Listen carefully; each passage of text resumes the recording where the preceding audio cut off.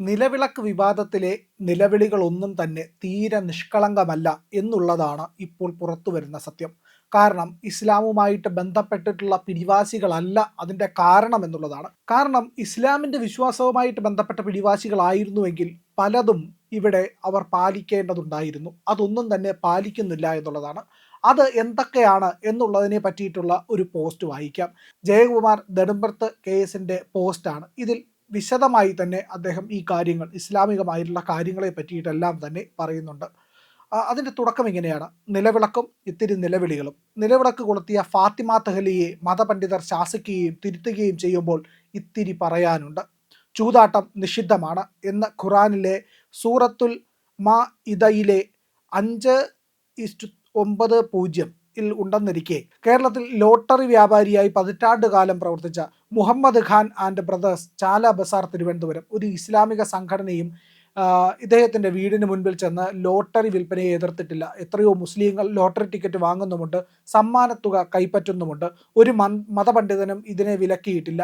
പലിശ നിഷിദ്ധമാണ് എന്ന സൂറത്തുൽ ബഖറ 2:275 ഉണ്ടെന്നിരിക്കെ പലിശ വാങ്ങുകയും നൽകുകയും ചെയ്യുന്ന സഹകരണ ബാങ്കുകളിൽ ജോലി ചെയ്യുകയോ അവിടെ ഡയറക്ടർമാരോ മെമ്പർമാരോ ആവുകയോ അവിടെ നടക്കുന്ന ഇലക്ഷനിൽ പങ്കെടുക്കുകയോ ചെയ്യരുതെന്നിരിക്കെ ഇന്ന് വരെ മതപണ്ഡിതർ ഇതിനെ വിലക്കിയിട്ടില്ല. ഭൂമിയിലുള്ള ഒന്നിൻ്റെയും പ്രതിബിംബങ്ങൾ നിർമ്മിക്കരുത് എന്ന സഹീഹ് അൽ ബുഖാരിയിലും സഹീഫിലും ഉണ്ടെന്നിരിക്കെ സിനിമകളിൽ അഭിനയിക്കരുത് എന്ന നസീറിനെയോ സൽമാൻ ഖാനെയോ ഷാറൂഖ് ഖാനെയോ മമ്മൂട്ടിയെയോ ദുൽഖർ സൽമാനെയോ ഇവർ വിലക്കിയിട്ടില്ല.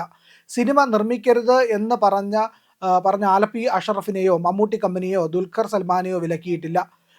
സിനിമകൾ സംവിധാനം ചെയ്യരുത് എന്നിരിക്കെ കലാമിനെയോ ഫാസിലിനെയോ സിദ്ദിഖിനെയോ ആഷിഖ് അബുവിനെയോ അൻവർ റഷീദിനെയോ വിലക്കിയിട്ടില്ല. സംഗീതം അനിസ്ലാമികവും നിഷിദ്ധവുമാണെന്നിരിക്കെ മുഹമ്മദ് റാഫിയെയോ ജാവേദ് അലിയെയോ ആദിഫ് അസ്ലാമിനെയോ AR റഹ്മാനെയോ വിലക്കിയിട്ടില്ല. അനിസ്ലാമികമായ ഇത്തരം അനേകം വിലക്ക് മേഖലകളിൽ സത്യവിശ്വാസികളാണെന്ന് അവകാശപ്പെടുന്നവർ ഒരു തടസ്സവുമില്ലാതെ കോടിക്കണക്കിന് രൂപ സമ്പാദിക്കുമ്പോൾ നിശബ്ദമായിരിക്കുന്ന മതപണ്ഡിതന്മാരുടെ നേതൃത്വമാണ് ഇവിടെ ഉള്ളത്. നിലവിളിക്കുന്നത് അനുയായികളിൽ ആരെങ്കിലും ഓണത്തിന് പൂക്കളമിടുമ്പോഴോ ഊഞ്ഞാലിൽ ആടുമ്പോഴോ സെറ്റ് സാരി ധരിക്കുമ്പോഴോ പൂക്കൾ ചൂടുമ്പോഴോ വിഷു ആഘോഷിക്കുമ്പോഴോ യോഗാനിരത്തിൽ സൂര്യ നമസ്കാരത്തിൽ പങ്കെടുക്കുമ്പോഴോ നിലവിളക്ക് കൊളുത്തുമ്പോഴോ നെറ്റിയിൽ കുങ്കുമം ചാർത്തുമ്പോഴോ മാത്രമാണ്. അതെന്താണ്? വരുമാനം ലഭിക്കുന്ന അനിസ്ലാമിക മേഖലകളിൽ യഥേഷ്ടം വിഹരിക്കുമ്പോൾ അതിനെതിരെ ഒരു ശാസനയും കൽപ്പനയും താക്കീതും നൽകാത്തവർ നിലവിളക്ക് കൊളുത്തുമ്പോൾ മാത്രം ഇസ്ലാമികമായ സൂക്തങ്ങളുമായി ചാടിയിറങ്ങുന്നത്. അനുയായികൾക്ക് വരുമാനമുണ്ടാക്കുന്ന സകല അനിസ്ലാമികതയ്ക്ക് നേരെയും കണ്ണടയ്ക്കുകയും ദേശ പൈതൃക പാരമ്പര്യ സംസ്കാരത്തെ പിന്തുടരുന്നതിനെ അനിസ്ലാമികതയാണ് എന്ന് പറഞ്ഞ് എതിർക്കുകയും ചെയ്യുന്ന ഇസ്ലാമിക പണ്ഡിത നേതൃത്വങ്ങളുടെ ഇത്തരം ഇരട്ടത്താപ്പിൽ എന്ത് മാനവികതയും മതേതരത്വവുമാണുള്ളത്? സാംസ്കാരിക ആചാരങ്ങളെ മതവിരുദ്ധമായി ചിത്രീകരിക്കുന്ന മതപണ്ഡിതർ അനുയായികളുടെ നിയമവിരുദ്ധമായ പ്രവർത്തനങ്ങളെ കാണുമ്പോൾ എന്തുകൊണ്ടാണ് നിശബ്ദരായിരിക്കുന്നത്? സമൂഹത്തിലെ തിന്മകൾക്കെതിരെ ശക്തമായ സന്ദേശം നൽകുകയും നീതിയും ധാർമ്മികതയും ഉയർത്തിപ്പിടിക്കുകയും ചെയ്യുക എന്നായിരിക്കണം മത നേതൃത്വങ്ങളുടെ കർത്തവ്യം എന്നിരിക്കെ മയക്കുമരുന്ന് കച്ചവടവും സ്വർണ്ണക്കള്ളക്കടത്തും തീവ്രവാദങ്ങളും പോലുള്ള നിയമവിരുദ്ധമായ പ്രവർത്തനങ്ങളല്ലേ സത്യത്തിൽ എതിർക്കേണ്ടത്? ED എന്നും സത്യസന്ധതയ്ക്ക് മുതൽക്കൂട്ട് എന്നാണ് ജയകുമാർ നെടുമ്പറത്ത് എഴുതിയിരിക്കുന്നത് എന്നാണ്. ഒന്ന് ആലോചിച്ച് നോക്കൂ. നമുക്ക് ഇസ്ലാമിൻ്റെ ഇന്ന് എല്ലാ തരത്തിലുള്ള ഖുറാനിലെ വ്യാഖ്യാനങ്ങളോ ആയത്തുകളോ ഒക്കെ തന്നെ ലഭ്യമാണ് എന്നുള്ളതാണ്. സുന്നത്തുകളെ പറ്റിയിട്ട് ഖുറാനിൽ വ്യക്തമായി പറയുന്നുണ്ട്. അതിൽ ഈ പറയുന്ന ഇസ്ലാം പറയുന്ന സുന്നത്തിൽ ഏറ്റവും പരമപ്രധാനം എന്താണെന്നറിയാമോ? കളവ് പറയരുത് എന്നുള്ളതാണ്. രണ്ടാമത് മോഷ്ടിക്കരുത് എന്നുള്ളതാണ്. തുടങ്ങിയ കൽപ്പനകളാണ് ഏറ്റവും പ്രധാനപ്പെട്ട സുപ്രധാനമായി നിർബന്ധമായും പാലിക്കണം എന്ന് പറയുന്നത്. പാലിച്ചാലും പാലിച്ചില്ലെങ്കിലും വലിയ കുഴപ്പമില്ല എന്ന് പറയുന്ന സുന്നത്തുകളും ഇസ്ലാമിലുണ്ട്. പക്ഷേ ഇവയൊക്കെയാണ് പലപ്പോഴും പൊക്കിപ്പിടിച്ചുകൊണ്ട് നടക്കുന്നത് എന്നുള്ളതാണ്. ഇവിടെ ജയകുമാർ നെടുമ്പറത്ത് എടുത്തു കാട്ടുന്ന ചില വസ്തുതകളുണ്ട്. അതെന്തൊക്കെയാണ്? ഇസ്ലാം നിഷിദ്ധമായി കാണുന്ന ചില കാര്യങ്ങൾ അവയൊക്കെ തന്നെ കൃത്യമായി നടത്തി മുന്നോട്ട് പോകുന്നുണ്ട്. അപ്പോൾ ഇതിൻ്റെയൊക്കെ അടിസ്ഥാനം എന്താണ്? ഇതിൻ്റെയൊക്കെ അടിസ്ഥാനം സാമ്പത്തികമായിട്ടുള്ള ലാഭവും അതിൻ്റെ നേട്ടവും അധികാരവും അതിൽ നിന്ന് കിട്ടുന്ന സുഖ തുല്യമായിട്ടുള്ള സ്വർഗ്ഗതുല്യമായ ജീവിതവും ഒക്കെയാണ് എന്നുള്ളതാണ്. അങ്ങനെ വരുമ്പോൾ അതൊന്നും അനിസ്ലാമികമാകുന്നില്ല. ഇല്ലെങ്കിൽ ഇസ്ലാമിനോട് ചേർന്ന് നിൽക്കാത്ത പ്രവൃത്തികളാണെങ്കിലും ചെയ്തുകൊണ്ട് മുന്നോട്ട് പോകാം. പണമുണ്ട്. അപ്പോൾ പണത്തിന് മീതെ അല്ല ഈ പറയുന്ന വിശ്വാസം എന്നുള്ളതാണ്. അങ്ങനെയൊക്കെ വിശ്വസിക്കുന്ന ആൾക്കാരുണ്ടെങ്കിൽ അവരിൽ ചിലർ ഇവിടെ നിന്ന് ആട് മേയ്ക്കാനായിട്ട് സിറിയയിലും അഫ്ഗാനിസ്ഥാനിലും ഒക്കെ പോയില്ലേ, അവർ മാത്രമാണ്.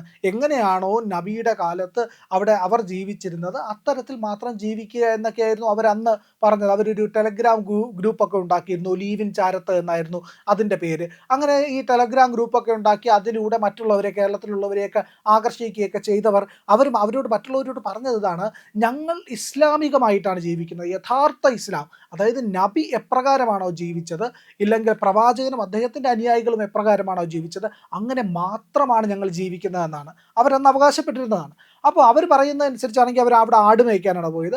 അവിടെ ആട് മേയ്ക്കുന്നു, നബി ഉപയോഗിച്ച സാധനങ്ങൾ മാത്രം ഉപയോഗിക്കുന്നു. എങ്കിലും അന്ന് ഫോൺ ഇവർ ഉപയോഗിച്ചു, അന്ന് ടെലഗ്രാം ഉപയോഗിച്ചു. അപ്പോൾ ഇതൊക്കെ ഉപയോഗിക്കാൻ പാടുണ്ടോ എന്നുള്ളത് മറ്റൊരു ചോദ്യം കൂടിയാണ്. അവിടെയും ഇസ്ലാമിൻ്റെ തത്വങ്ങൾ ഈ പറയുന്ന ചില തരത്തിലുള്ള വൈരുദ്ധ്യങ്ങളിൽ ഏർപ്പെടുന്നു. കമ്മ്യൂണിസ്റ്റുകാർ പറയുമല്ലോ അവരുടെ വൈരുദ്ധ്യാത്മിക ഭൗതികവാദം. ഇതുപോലെ തന്നെയാണ് ഇസ്ലാമിൽ ഈ വൈരുദ്ധ്യങ്ങൾ പരസ്പരം കൊമ്പ് കോർത്തുകൊണ്ടിരിക്കുന്നു എന്നുള്ളതാണ് ഇതിലെ ഏറ്റവും പ്രധാനപ്പെട്ട വസ്തുത.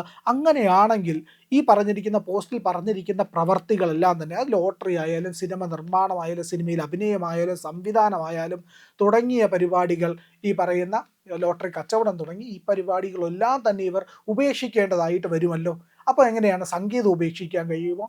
നൃത്തം ഉപേക്ഷിക്കാൻ കഴിയുമോ? ഈ ചോദ്യങ്ങൾ നിരന്തരമായി വന്നുകൊണ്ടിരിക്കുന്നു. സംഗീതവും നൃത്തവും പോലുള്ള കലാപരിപാടികളെല്ലാം തന്നെ ഇസ്ലാമിന് വിരുദ്ധമാണ് എന്നാണ് ഇസ്ലാമിൻ്റെ പണ്ഡിതന്മാർ തന്നെ പറയുന്നത്. അങ്ങനെയാണെങ്കിൽ ഇതൊക്കെ എങ്ങനെ ശരിയാവും? സ്ത്രീകൾ പുറത്തിറങ്ങരുത് എന്ന് പറയുന്നുണ്ട്. ഒരു ട്രോൾ ഇടയ്ക്ക് കണ്ടിരുന്നു. കമ്പ്യൂട്ടറിന് മദർ ബോർഡ് എന്ന് മെക്കാനിക് നന്നാക്കാൻ വന്ന ആൾ പറഞ്ഞു അത്രേ. അപ്പോൾ അങ്ങനെ ഇസ്ലാമിക പണ്ഡിതന് ദേഷ്യം വന്നു. എങ്ങനെയാണ് നിങ്ങൾ മദർ ബോർഡ് എന്ന് ഒരു ഉപകരണത്തെ വിളിക്കുക? ഒരു സ്ത്രീയുടെ നാമം ഇല്ലെങ്കിൽ ഒരു സ്ത്രീയെ സൂചിപ്പിക്കുന്നത് ഒരു ഉപകരണത്തിന് ഇടാൻ പാടുണ്ടോ എന്ന് ചോദിക്കുന്ന ഒരു ട്രോൾ വന്നിരുന്നു. അപ്പോൾ ഇത്തരം ട്രോളുകളൊക്കെ ഇഷ്ടം പോലെ വരുന്നുണ്ട്. ഈ പുതിയ തലമുറയിലുള്ള ഇസ്ലാമിലെ വിശ്വാസികളടക്കമുള്ളവർ ഇതിനെ ചോദ്യം ചെയ്യുന്നുമുണ്ട് എന്നുള്ളതാണ്. അപ്പോൾ ഫാത്തിമ തഹ്ലിയ നിലവിളക്ക് കൊളുത്തിയതല്ല ഇവിടുത്തെ പ്രശ്നം. അത് ഏതെങ്കിലും തരത്തിലുള്ള സാമ്പത്തിക നേട്ടമോ ഇല്ലെങ്കിൽ വലിയ പ്രശ്നങ്ങളോ ഇല്ലാത്തതായിരുന്നെങ്കിൽ ഇവർ മിണ്ടാതിരിക്കുമായിരുന്നു. കാരണം സിനിമയൊക്കെ പോലെ ലാഭം ഉണ്ടാക്കുന്ന പരിപാടി, ഇല്ലെങ്കിൽ ഇവരുടെ സമുദായത്തിന് വളർന്നു വരാനുള്ള പരിപാടി, ഇതൊക്കെ ആയിരുന്നെങ്കിൽ കുഴപ്പമില്ലായിരുന്നു. മതപണ്ഡിതന്മാർക്കടക്കം ഈ സക്കാത്തിൻ്റെയൊക്കെ പേരിൽ പണം കിട്ടുന്ന പരിപാടികളായിരുന്നെങ്കിൽ ഇവർ കണ്ണടയ്ക്കുമായിരുന്നു. പക്ഷേ ഇവിടെ എന്ന് പറയുന്നത് കൃത്യമായ താല്പര്യങ്ങളാണ് എന്നുള്ളതാണ്. അതിനപ്പുറത്തേക്ക് മതത്തിൻ്റെ ശാസനകളോ വിശ്വാസങ്ങളോ കൽപ്പനകളോ ഒന്നും തന്നെ ബാധകമല്ല എന്നതാണ് എടുത്തു കാട്ടപ്പെടുന്നത്.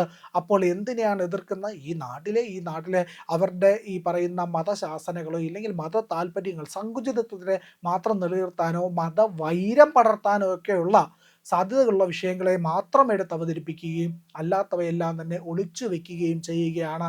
ഇതാണ് പരമാർത്ഥത്തിൽ ഇവിടെ നടക്കുന്നത് എന്നതിൽ യാതൊരു സംശയവുമില്ല. അത് ജയകുമാർ നെടുമ്പത്ത് ആ പോസ്റ്റിലൂടെ വളരെ കൃത്യമായി പറഞ്ഞു തരികയാണ് ചെയ്തിരിക്കുന്നത്. പ്രിയമുള്ളവരെ, നമ്മുടെ ചാനൽ ഒരുപാട് പേർ കാണുന്നുണ്ട്.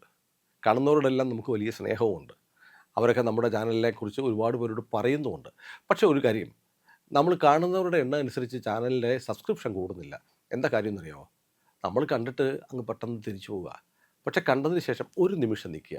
നമ്മുടെ ചാനലിൻ്റെ IND എന്ന് പറയുന്ന ലോഗോ ഇല്ലേ, അവിടെ ഒന്ന് വിരലമർത്തിയാൽ ചാനലിൻ്റെ ഫീഡ് തുറന്നു വരും. അവിടെ സബ്സ്ക്രൈബ് എന്നൊരു നീല നിറത്തിലുള്ള ബാറുണ്ട്. അവിടെ ജസ്റ്റ് ഒന്ന് തൊടുക. തൊട്ടടുത്തൊരു മണിയുടെ ചിത്രമുണ്ട്, ബെല്ലൈക്കൺ. അവിടെയും ഒന്ന് തൊട്ടാൽ നിങ്ങൾക്ക് നമ്മുടെ എല്ലാ വീഡിയോകളും കാണാനുള്ള നോട്ടിഫിക്കേഷൻ കിട്ടും. മാത്രമല്ല ചാനലിൻ്റെ ഒരു സബ്സ്ക്രൈബറായി മാറുകയും ചെയ്യും. അത് ഞങ്ങൾക്ക് വലിയ സഹായമായിരിക്കും. ഉറപ്പായിട്ടും അത് ചെയ്തിട്ടില്ല എങ്കിൽ ഇപ്പോൾ തന്നെ ഒന്ന് ചെയ്യണേ.